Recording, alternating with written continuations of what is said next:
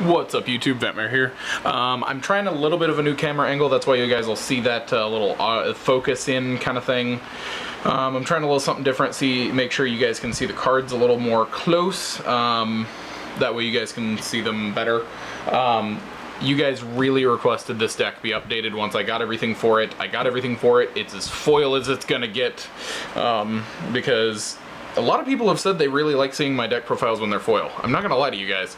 I got a couple of friends on Facebook that have watched my videos for a while and said they really liked how the decks looked foiled.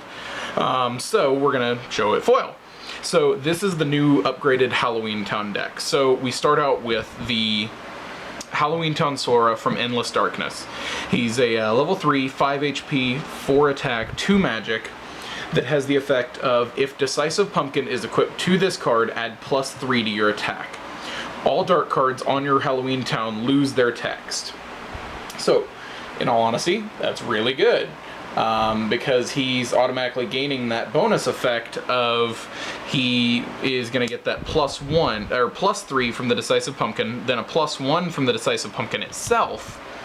So he's an automatic 8 as soon as Decisive Pumpkin's attached, and then even if Decisive Pumpkin's not equipped to this card, he automatically has the effect of all dark cards having no effect text on your world. So that's really, really good. Sorry if you guys hear my mouse moving. I'm making sure I've got my translations up. Just to make sure I give you guys their proper effects so that you guys know exactly what they do. So I don't want to give you guys the wrong thing. So he's definitely better than the promo. The promo is still really cool, the fact of the matter. One, the art's better. It's cool. So let's go ahead and get into the deck profile. Start off with 3, the Mayor. He's your searcher. You search out any Jack Skellington and add it to your hand. It's amazing. It's really good. Mayor's awesome. Then you get into 3-0. When this card is discarded, add 1 of your Jack Skellington cards from your discard pile into play with no effect text. This is not considered a play. What this means is his cooperation with Jack Skellington is amazing, because the reason he's a +0 is because if he was even just a +1 or +2, he'd be really stupid. For the fact of the matter that you can put him up to battle, or challenge or battle, whatever, along with a Jack Skellington, and since both hit the discard pile at the exact same time, his effect is gonna kick off. That's amazing. So you basically shove him to the discard pile along with a Jack Skellington. Jack Skellington comes right back because of Zero's effect. That's so good. I'm so happy this card was made. So what that means is you basically essentially get you could use any of the Jack Skellington more than once per turn. So you basically can use this and the Jack Skellington during a battle, and since you're still in your action phase, play down another 0 after that Jack Skellington comes back and you've killed the Heartless, then go into challenge phase using the 0 and the brought back Jack Skellington, and again bring it back with 0 again. So it's so good. 0 is so good. We get 1 Dr. Finkelstein. I'm gonna read the exact effect because it's kind of long. If your current world card is Halloween Town, each player chooses up to 3 friends from his or her discard pile and places them into his or her friend area. This does not count as a play. The newly drawn cards are considered to have blank text boxes for the rest of the turn. At the end of this turn, the newly drawn cards are discarded during the discard phase. So he's just good for basically if you're going to aggro your opponent that turn, or you're gonna rush down a Heartless. That's basically the only point to that. Like if your opponent has some really hardcore Heartless on your world and you're so close to winning, you basically are gonna slap down the Dr. Finkelstein and just destroy the Heartless and finish the game. Then we have 1 Santa Claus. Draw an extra card during your draw phase. Then choose 1 card from your hand to discard. So Every turn, you're getting a 7th card. You're drawing your hand up to 7 instead of 6. Then you discard a card. I'm going to show something towards the end that has an amazing cooperation with Santa Claus. That it's so good. It's so much fun. Then we have one of each Sally. I like the 1-in-1. One says when this card is discarded, they both have 2 different effects. If you discard this card from your friend area, choose a player's deck, discard the top 5 cards from that chosen deck. And then the other Sally says if this card is discarded from your friend area by a card effect, you may choose one Jack Skellington card from your discard area and put it in your hand. So 1 becomes making sure this Sally possibly gets rid of your opponent's options from the top of their deck. This Sally gets back, I apologize about that. I haven't been breathing right the last few days. Got overheated at work the other day, so got really weak at work, and I haven't been breathing right since. I think I got way too overheated. So she disrupts your opponent's deck. This card is able to get back an amazing Jack Skellington. Then we play 1 Jack Skellington level 1 from Break of Dawn. You'll see the reason we only play 1 level 1 here in a second. This Jack Skellington says when Halloween Town is the topmost world card on your worlds, you may put this card into your friend area from your discard pile at the beginning of your discard phase. So that's really good. You get an automatic level 1 back to your friend area. I think that's fantastic. Then we get into the reason you only need to play the reason you only need to play the 1 level 1 is because you're playing 3 of the Endless Darkness level 2 Jack Skellington. He's a 5 attack, 3 magic support value, which is really good. It says this card can only be played by a Halloween Town Sora. This card is treated as a level 1 when it is placed into play. What that means is he basically is a level 1 in hand. So you play this card down into your friend area as a level 1, then it goes right back up to a level 2. And at that point you can play your level 3s. So he's really good. I'm so glad that card got printed. Yeah, it's... I don't know like what other way I could put the fact of the matter that him getting printed, and it's like I said in that other video, he's not what would have made the deck broken, but the fact of the matter that he exists is what would have made the deck even more playable. And I have to be honest about that.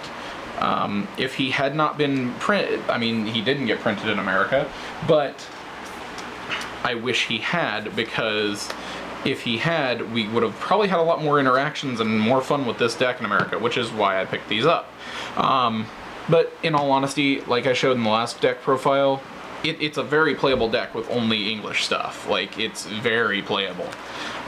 Then we get into 1 Jack Skellington level 3. He just lowers the level of all Heartless in play and in both players' hands by 3. In all honesty, against an aggro deck, you basically want to keep this one in play, because that makes your locks at all times live, because if your opponent's only playing level 1 worlds, like 2 or 3 of them, because if they're playing pure aggro, and Brian turned me on to this idea, because I hadn't thought of it. If you're playing pure aggro, you're not going to play more than 2 or 3 worlds that are level 1 that benefit the deck, meaning if you play against decks like that, Lock becomes dead. But if you keep this in play, he's a level 1 constantly, meaning he's amazing. Then you get 2 Jack Skellington level 4. The reason I play this thing now instead of only 1 is because I'm playing more of the Japanese version, to where more of the dark cards are Halloween Town. So what he says is when he comes into play, you get to add 1 Halloween Town dark card from your discard pile back to your hand. So that means you can reuse your locks, you can reuse your shock, your barrel, you can reuse your Oggie Boogie, because I'm now playing the Endless Darkness Oggie Boogie. this deck is pure Jack. It is Jack of all trades. I mean, Jack of all trades. Which is funny that it's a Jack Skellington deck that is Jack of all trades. So it's a really fun deck. Sadly, I did not have enough foils of this thing to show it to you guys. I really wish I did. I'm working on picking up 3 of them right now. I'm not lying to you guys.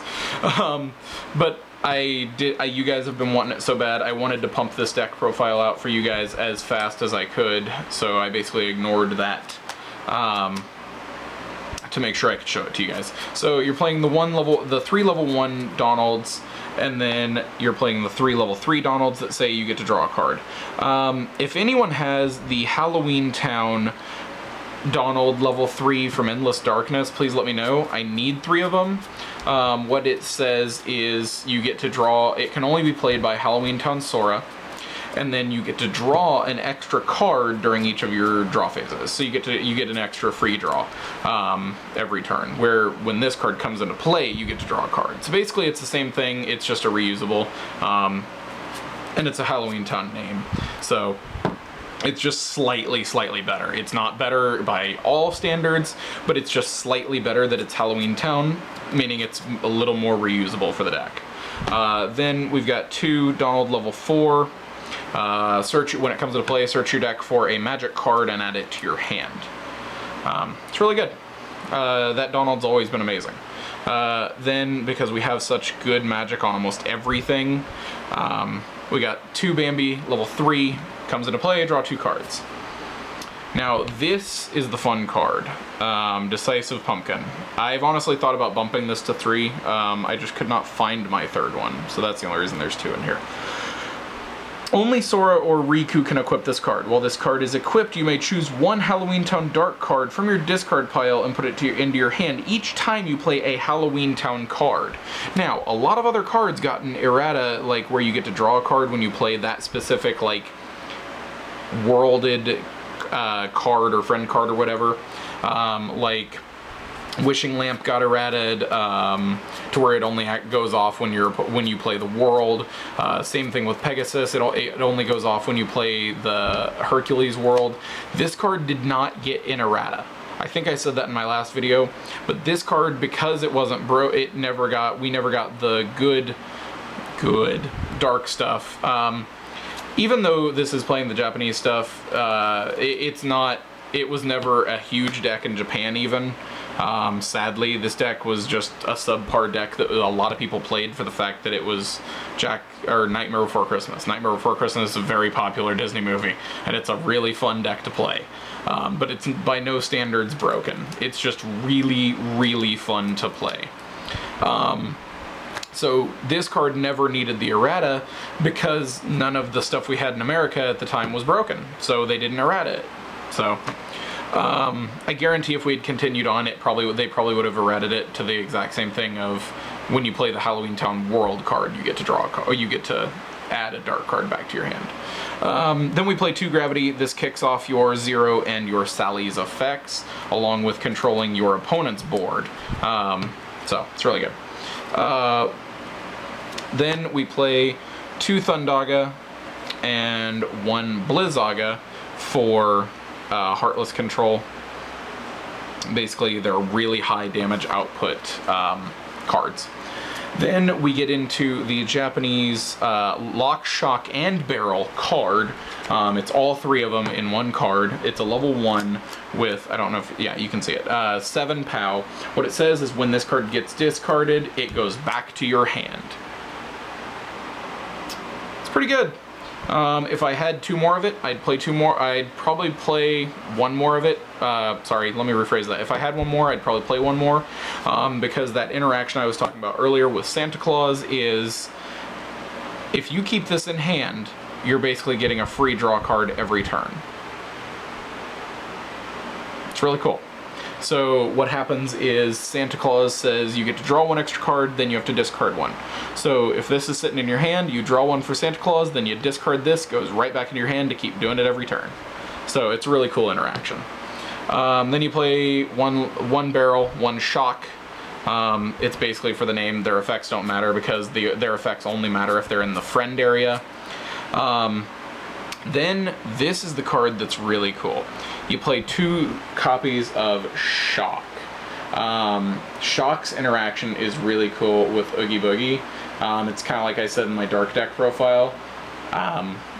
What he does is, when you place this card onto your opponent's world, choose 1 Oggie Boogie card from your deck and place it directly on your opponent's world, regardless of its level, if possible, if you do shuffle your deck. And what it means by if possible is because it only states you ignore the world level, you still have to adhere by the world's dark count.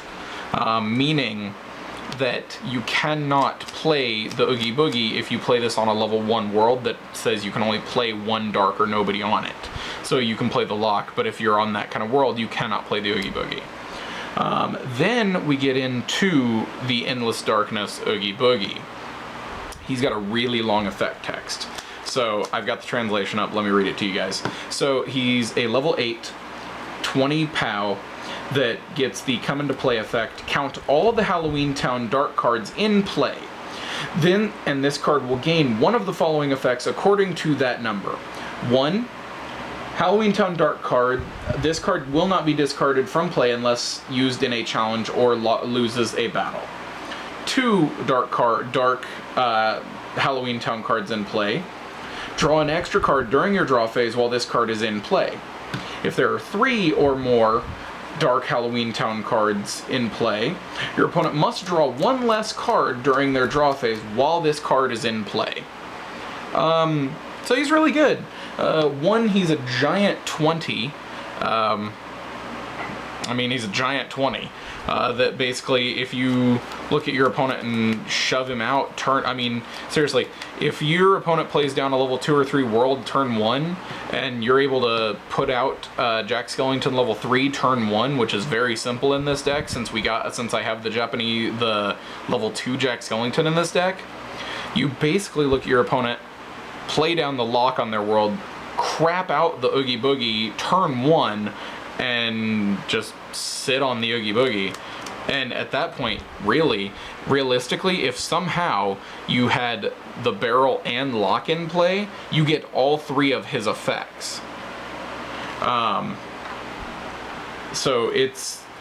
You will gain one of the following effects. So, it's still, your opponent must draw 1 less card during their draw phase is really good. Yeah. So, or even if you just play him while he's there, you draw an extra card during a draw phase because he comes into play, and then he kicks off because there's him in this. So if you play him on his own, he cannot be discarded unless he participates in a challenge, meaning if he's in your friend area and you use him with a dark player card, or he loses a battle. But, so if your opponent uses magic outside of a battle to try to kill it, it won't be discarded because it wasn't during that battle. So that's really cool. But if your opponent uses magic during the battle, then he'll die. But if your opponent uses the magic just during their action phase, he doesn't die. Then we go into the worlds. It's the same exact world count. 3, Halloween Town level 3. You must discard a random card from your hand. 3, Halloween Town level 2. We're like 3 or 4 levels over the normalcy of World Race, so it's still World Race standard. This just is a level 2. And then 1 Halloween Town level 1, discard the top card of your deck. If it was a dark card, lose a health. If it was not a dark card, you gain a health. So, I really hope you guys like this deck. It really took me a while to get everything for this. The deck is super, super fun. I've been draw testing with it. Sadly, I have not gotten to play test it. But overall, from every bit of draw testing I've done with this deck, it's super, super consistent, super, super fun. I just wish I'm gonna try to get a couple of battles with you guys of this deck for you guys, since you guys really seem to like this deck. You guys really liked the deck profile of it. In all honesty, I don't remember. Did I? And answer in the comments. In all honesty, did I? Because even though I'll probably look it up later, did I do a battle video with this deck?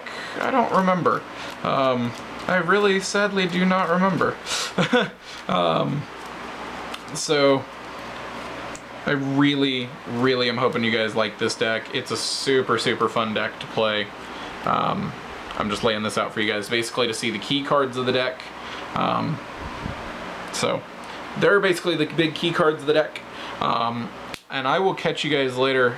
Please do not, if you guys really enjoyed this deck, please do not forget to thumbs up, leave a comment on what you guys thought of the deck, and subscribe.